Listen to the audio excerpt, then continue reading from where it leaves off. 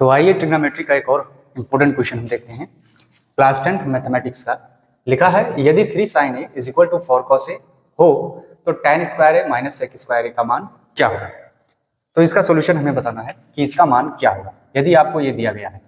चलिए इसका सोल्यूशन करते हैं, देखते हैं कि इसका मान क्या होगा। लिखा है आपके सामने 3 sin a is equal to 4 cos a, right. इसको हम और क्या लिख सकते हैं, इसको लिख सकते हैं इस तरह से sin a over cos a, right. cos को इसके नीचे, 3 को इसके नीचे भेज देंगे तो ये हो जाएगा 4/3। ये हुआ, ये किसके बराबर है, ये बराबर है tan a के। क्यों, क्योंकि sin a upon cos a बराबर होता है tan a, राइट। अब उसके बाद में यहां पर क्या करेंगे, tan a अगर एंगल में देखा जाए कि ये जो tan a लिखा है tan a, ये आखिर इसका जो है समकोण त्रिभुज में अनुपात क्या होता है साइड का, तो हम जानते हैं लंब बटे आधार होता है। tan a बराबर होता है लंब बटे आधार, राइट। वही चीज यहां पर दिया गया है 4/3, थोड़ा अलग तरीके से लिखा गया है लेकिन दिया गया था आपको tan a बराबर 4/3।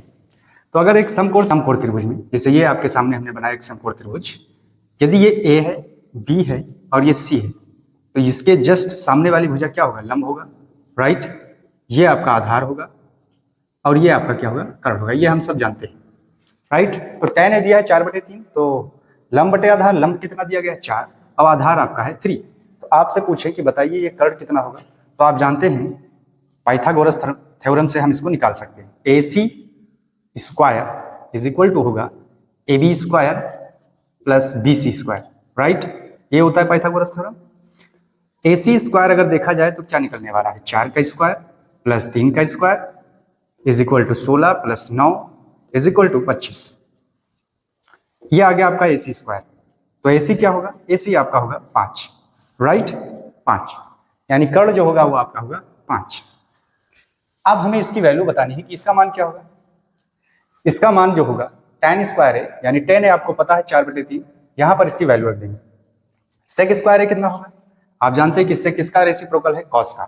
cos sec ये आपका हो जाएगा कर्ण बटे आधार, कर्ण बटे आधार, और ये कर्ण कितना है 5 है, इसका मतलब ये 5 हो गया। आधार कितना है, आधार आपका 3 है, तो ये sec a की वैल्यू आ गई।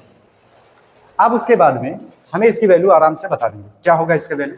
लिखेंगे tan square a minus sec square a बराबर किसके, tan की वैल्यू क्या है 4/3 का square whole square minus sec square कितना है 5/3, तो ये हो गया 5/3 का स्क्वायर। इसको और सॉल्यूशन करेंगे, 4 का स्क्वायर 16, 3 का स्क्वायर 9 माइनस 25, इसका जो करेंगे तो ये हो गया 25 और इसका 3 का हो गया 9। ओके, एलसीएम लेंगे 9 आएगा, एलसीएम लेंगे तो 9 आएगा, सिंपल 9। अब ये हो जाएगा 16 माइनस 25,